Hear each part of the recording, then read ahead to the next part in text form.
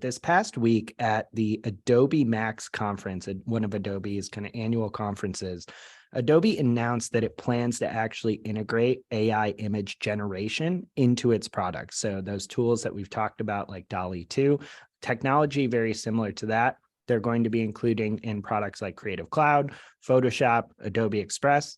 And what's really interesting is that Scott Belsky, who is their chief product officer for Creative Cloud specifically, wrote that not only will AI help Adobe customers create images, but that they, quote, believe the technology will help creatives working in all mediums, video, 3D design, texture creation, logo design, and more, do their work better. And what's really interesting about the announcement is not just the generative AI piece, but also they're really emphasizing responsible use of the technology. So Adobe, which we've talked about in the past, has a stated AI ethics policy, and it's using that to make sure that image generation AI is up to ethical standards. And it also promotes something called its Content Authenticity Initiative technology, or CAI technology, which helps creators actually show how AI was used to create a piece of content. So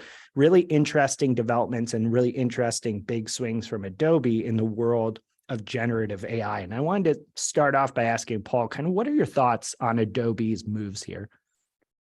I mean, I think it's fascinating what they're doing. It's essential for sure. So, I mean, one of the big challenges we've had with DALL-E from, April or so when it came out was you and I mean, we have friends that are graphic designers. I think I've told on the show before, my wife is an artist. My daughter is 10 and wants to be an artist, like do illustrations, paintings, they're creative people.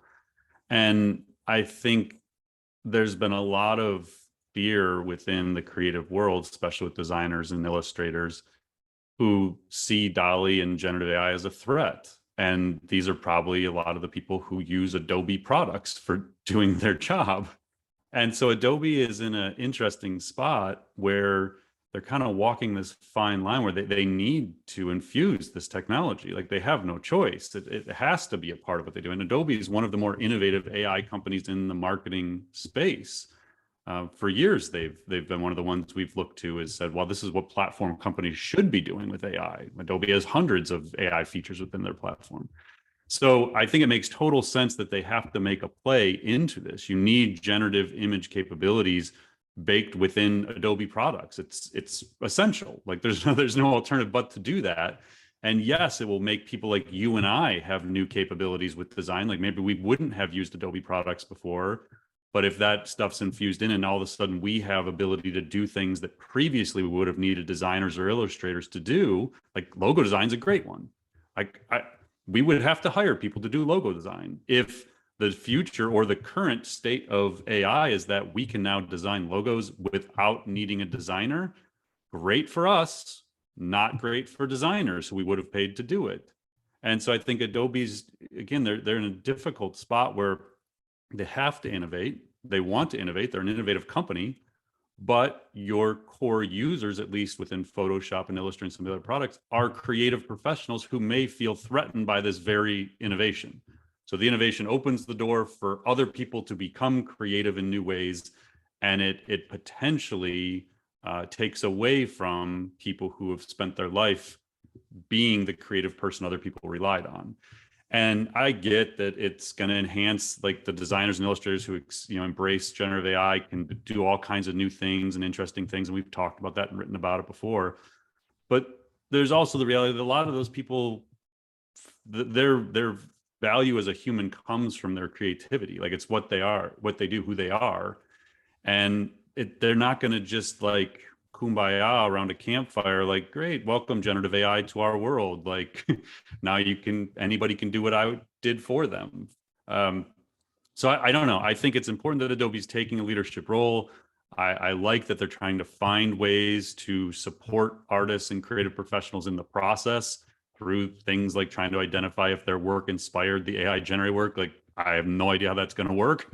I mean, I was reading the Shutterstock stuff, which we might get to in the rapid fire earlier today, where Shutterstock's images are used to train the AI, and like they're trying to create a creator fund to if your image was uploaded to Shutterstock and it was used to train the AI, and then the AI created an image that was inspired by it, you're going to get money somehow. Like, I don't know. I mean, it's almost like harking back to the like Napster days where all of a sudden music was just free and everywhere, and we were trying to figure out how to help the musicians still make money in the process. I feel like we're in a similar state right now where you're just going to be able to create anything you want, any style inspired by any past artist. And how you make money in that, I don't know. So I just think it's a really great thing that they're doing it. I don't know that they have the answers yet. I don't know anybody really has the answers for this. And I think it's just going to keep moving really, really fast. And it's really important as an industry that we're at least talking about it and trying to figure out what does this mean for people who are impacted by AI's newfound abilities to generate stuff. So one thing you said really struck me, because it's a question I actually wanted to ask you before you even said it, is this sense that in some ways Adobe has to make this move to remain competitive. Once generative AI hits the scene, there's no world, it seems, where Adobe can't figure out the technology. They can't stick their head in the sand. So I am led to believe that other incumbents in other areas, other industries, whether it's with generative AI or other types of AI, are going to face the same thing. How quickly do incumbents need to move when AI invades their industry?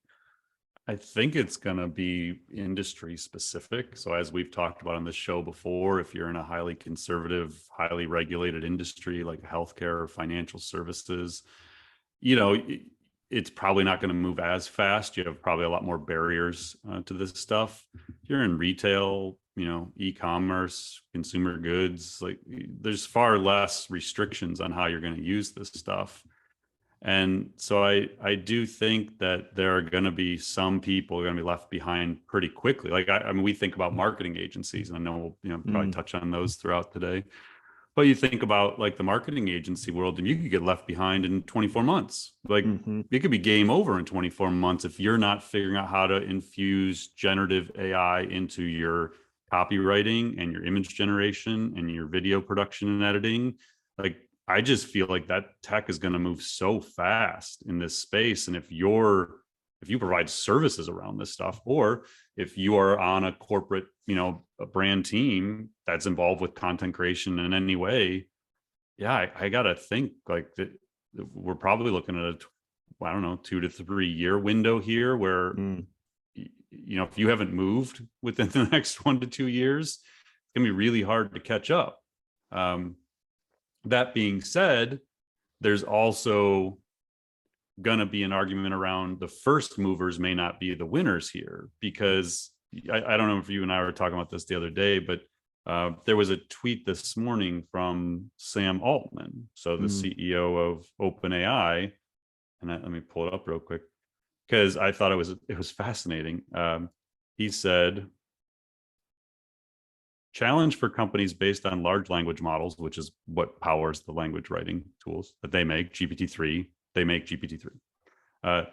They can do a lot of technical work to get a current generation model to perform okay, and then have to get beat by a next gen model out of the box. So what he's saying is, like, if you like, let's say you build your entire content team or your agency or whatever around GPT-3. What happens when GPT-4 comes out and maybe it dwarfs the abilities of GPT-3? Like, now all of a sudden you have to like figure out okay, now it's able to do things like 10 times faster than it was doing before. It needs far less prompt engineering, or it needs it just does the things that we just spent all this time tuning it to do. It does out of the box. So if you come in a year from now, but you come in at GPT-4 instead of GPT-3, like, are you that much further behind? I don't know. It's all we know, and I am very confident that it has never changed in the 10 plus years we've done this. You need to be paying attention, and you need to be watching what's happening in these trends and the changes in the tech to figure out the play. And there's too many businesses and brands and agencies that are completely unaware that generative AI is even a thing. And I think that's, to me, what we're trying to do is educate a generation of leaders and marketers and practitioners that are aware and are proactively trying to understand and apply the knowledge, because that's what's going to make you unique.